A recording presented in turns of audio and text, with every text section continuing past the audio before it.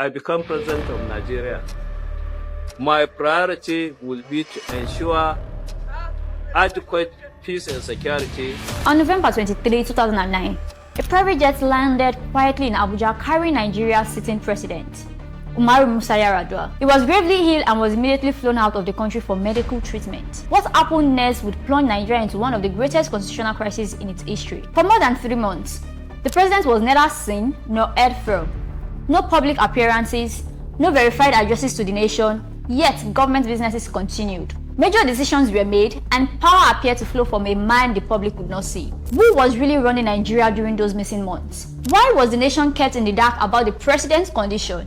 And did the events surrounding Yar'Adua's illness alter the course of Nigeria's political future? No, nobody had access to him once he was flown abroad. Nobody had access. The cabal took over. In this video, we uncover the hidden story behind the Yar'Adua presidency, the powerful figures operating behind closed doors, the controversy surrounding his medical treatment, and the political battle that reshaped Nigeria forever. The deeper you look, the more questions emerge. Before we continue, like and subscribe to our YouTube channel. The president was not in a position to give instructions or sign anything.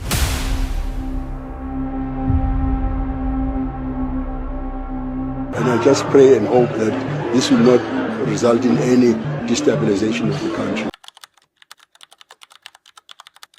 To understand why Yar'Adua became such a controversial figure, we need to understand how he came to power in 2007. Many within Nigeria's political establishment saw him as a safe choice. He was known to have long-standing health challenges, and few expected him to radically challenge the system that brought him to office. But almost immediately, Yar'Adua began to surprise his backers.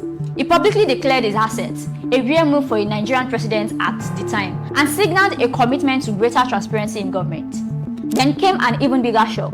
He openly acknowledged that the election which brought him to power had serious flaws. Rather than ignore the issue, he established the Electoral Reform Committee led by Justice Muhammadu Buhari to recommend changes to Nigeria's voting system. For many powerful political figures, this was unsettling. If meaningful electoral reform succeeded, the rules of Nigerian politics could change forever. The man many had expected to preserve the status quo was beginning to challenge it. Yar'Adua did not stop at political reform. He also took on two of Nigeria's most sensitive issues: unrest in the Niger Delta and instability in the banking sector. For years, militant groups in the Niger Delta had attacked oil facilities, kidnapped workers, and disrupted oil production. In 2009, Yar'Adua introduced the Presidency Amnesty Program, offering militants a path away from conflict through education, training, and rehabilitation. Thousands accepted the offer, violence declined, and oil production began to recover. The program earned widespread praise, but it also threatened interests that has long benefited from instability in the region. Critics argue that splits in the Delta disrupted networks that had profited from years of chaos and oil thefts. At the same time, Yar'Adua backed major reforms in the banking sector. Under Central Bank Governor Sanusi Lamido Sanusi, investigations uncovered reckless lending practices and serious governance failures in several major banks. Some bank executives were removed, and scandal exposed the scale of corruption within the financial system. In less than 2 years, Yar'Adua challenged powerful interests in politics, oil, and banking. The question is, did this battle make him enemies he could not afford to have? This is where the story stops looking like politics and starts looking like a thriller. In late 2009, President Yar'Adua was flown to Saudi Arabia for medical treatment.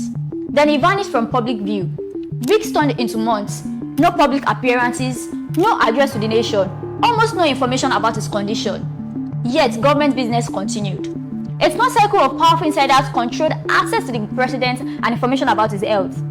As the silence grew, so did the questions.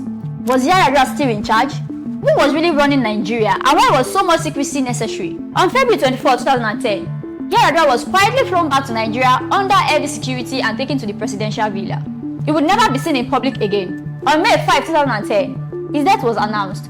But the mystery of those missing months remains one of the most controversial chapters in Nigeria's political history.